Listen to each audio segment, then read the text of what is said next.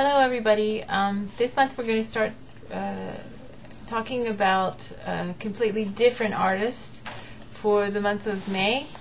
I've chosen the pop art scene. So we're going to start with Andy Warhol. And I think pop art is really great for art journaling because there's lots of fun images, it's colorful. You can use stuff straight from magazines. A lot of stuff that we already do in art journaling fits right in, dovetails right in with pop art. So it should be a lot of interesting stuff coming out of it, and a lot of stuff that's close and personal to you.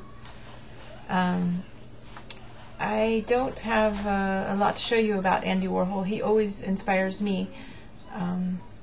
And I do have a few journal pages, but I don't have a lot of books on him. Of course, it means a trip to the library.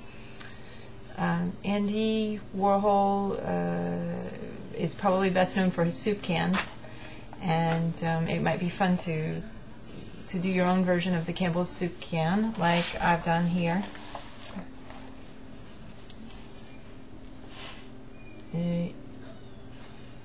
He also had a lot of great quotes, so I think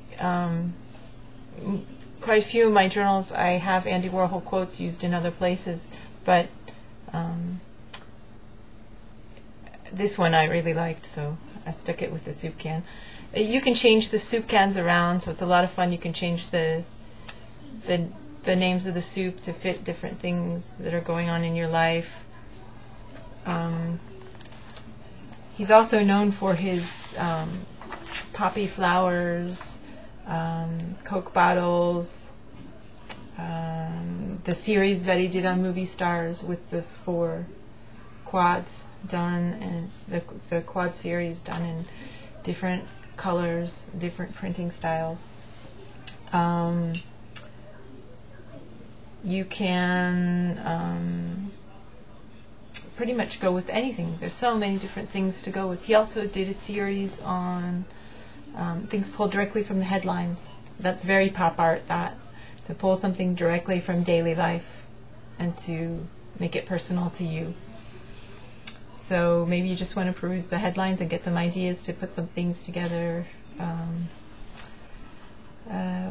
One other aspect of Andy Warhol which I really like is he began as an advertiser. He was probably one of the most successful artists in New York City, and he did these wonderful sort of they're called blotted ink drawings or blotted line drawings, and basically what he did was he drew with ink, or you can use, if you're familiar with using India ink for your journals, you can either use a paintbrush with it, or you can use an actual calligraphy pen. And so what he would do is he would do one drawing. Here's one that I've done. He would do a drawing, and then very quickly, before that drawing is dry, you sandwich it together, and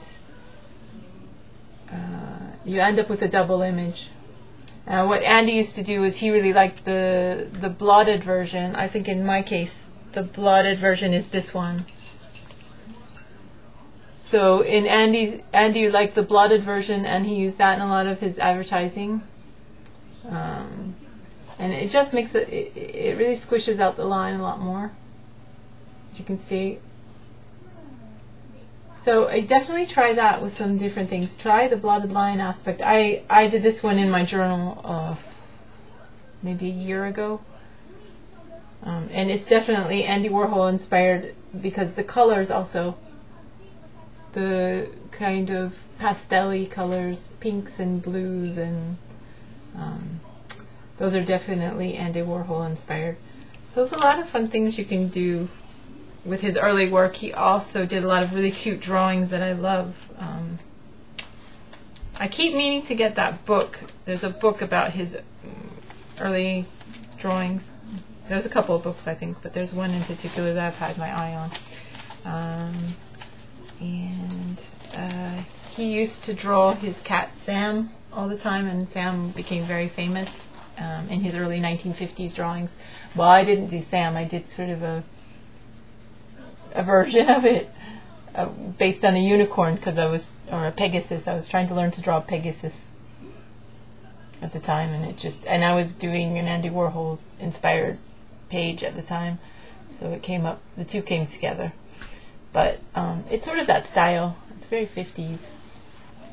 If you look at 1950s advertising, it's all sort of that same style that Andy more or less developed, I think.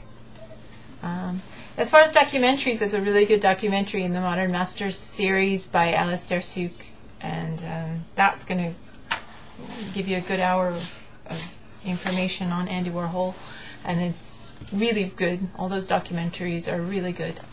So make a trip to the library. Just start exploring all the different aspects of Andy Warhol. It's a bit overwhelming. It's almost a 2-month project because there's so many different parts to him. But I really think you should start by watching some kind of documentary on him if you can pull one up, because you really need to know about him to begin to understand him and like him. He's not very likable unless you begin to learn about him. I didn't really understand him until I started reading. I read a book on him, and I've seen a couple of documentaries on him, and I really started to get into his ideas and his way of thinking. And he was a crazy sort of character. So let's have fun with it and see what we can do with pop art. And don't worry, there'll be more pop art in the future. So if you're not a pop art fan, you better start getting on the bandwagon, because I'm a big fan, and I think it does go perfectly well with art journaling.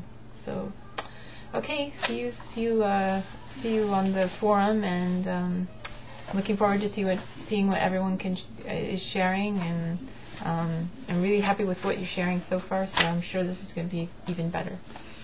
See you soon. Bye.